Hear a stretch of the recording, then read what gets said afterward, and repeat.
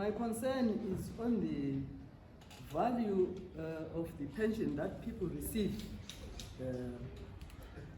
when they retire, especially in the last 3 years. Actually, it's not meaningful. And currently, actually, I got mine yesterday. I only bought a pack of 18 tissues for toilet. So that was the pension in Zig, and I've worked for 41 years in the Ministry of Higher Education. First in Higher Education College, and then in Higher Education University. And then there's an issue there. The link for pension from government, higher education, to what they call parastatal, which is university, but it's still higher education.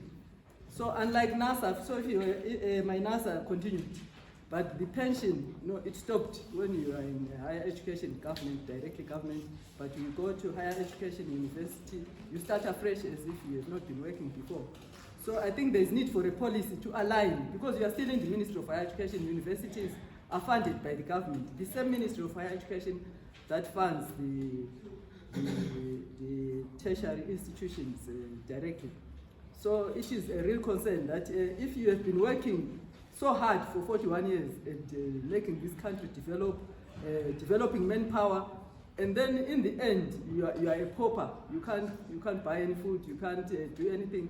And my other concern is that the university pension scheme is not meant by government, it's meant by a private sector. I won't mention, but that private sector says we are told by government to do this, and what they give the pensioners is, I'll use the word peanuts, it's really small. It's nothing to talk about compared to the government looks after the workers who are in higher education directly very well. You have a US dollar component and the Zig component. In the other sector, there's just the Zig component, which can just buy you the tissues, which I've just been telling you about. So I think there's need for redress in that situation. And I also go to church. This is not political party, it's for the church. This uniform that I'm wearing, I'm going to a funeral afterwards. So sorry, I didn't know Regatta is not allowed here.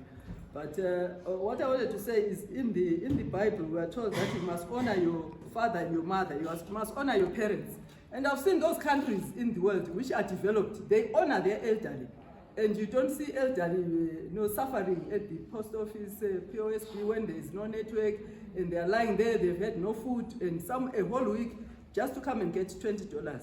So I think there's not just a need to redress those in higher education, but all-round pension schemes, I think they are, the elderly, they are being dishonored by just being given those paltry amounts. I think we need to think about that.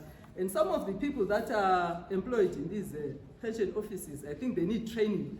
Some, they don't care. What I'm saying, that the honoring of elderly is no longer there. You find someone insulting an old person and saying, an old person who can hardly walk with a walking stick, and they are treated so badly. So I think we need that redress. And also, the last point, the president of the nation always says, you should not leave anybody behind. And I think the Ministry of Finance should take this prioritize the pensions that are given to people. Because if the president says leaving no one behind, and you are leaving the elders behind, and you don't care, I think we are not fulfilling his mantra. Thank you.